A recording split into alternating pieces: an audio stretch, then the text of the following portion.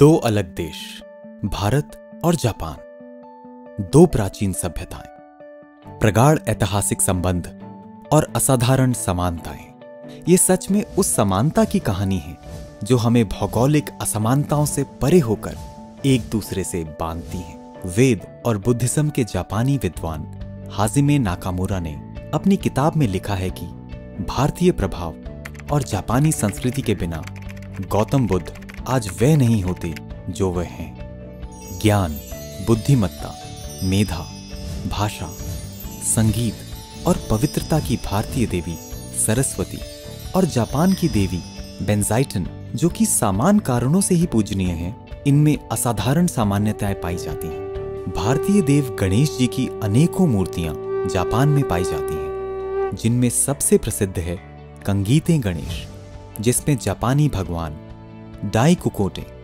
भगवान शिव के समान भगवान गणेश की गोद में बैठे दिखाई जाते हैं। जापान में भगवान नारायण को नारायण टेन, देवी लक्ष्मी को किसोते, भगवान ब्रह्मा को बॉन्टेन और देवी उमा को उमाही के रूप में वर्णित किया गया है। दोनों ही संस्कृतियों में मूर्ति पूजा की जाती है और भक्तों की उपस्थिति में देवताओं के सम्मान में सड़कों पर जुलूस निकाले जाते हैं।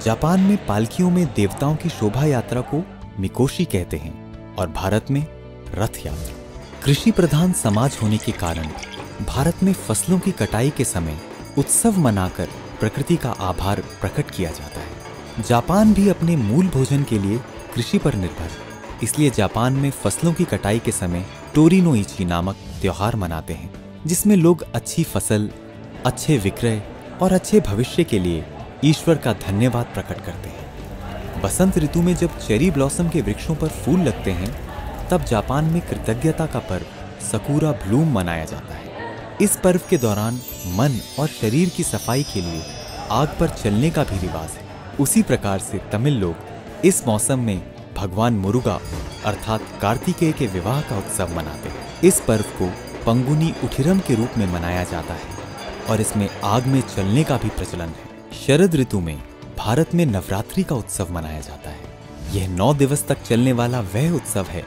जिसमें देवी माताओं के विभिन्न ऊर्जा स्वरूपों का आवाहन करते हैं। तमिल लोग इस पर्व को महिलाओं के सम्मान में मनाते हैं। इसे कोलू कहते हैं।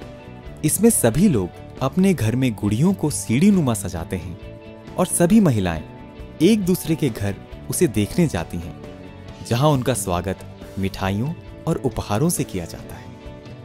जापान में बसंत ऋतु में इसी प्रकार का पर्व हिना मत्सुरी मनाया जाता है, जिसमें सार्वजनिक स्थलों पर इसी प्रकार से गुड़ियों का घर सजाते हैं। मानचित्र पर एक दूसरे से बहुत दूर होने के बावजूद भारत और जापान अपनी सांस्कृतिक परंपराओं के माध्यम से बहुत जुड़े हुए हैं। हजारों वर्षों से पूरे विश्व में ज्ञान, विज्ञान और दर्शन का केंद्र रहा है ये अतुल्य भारत।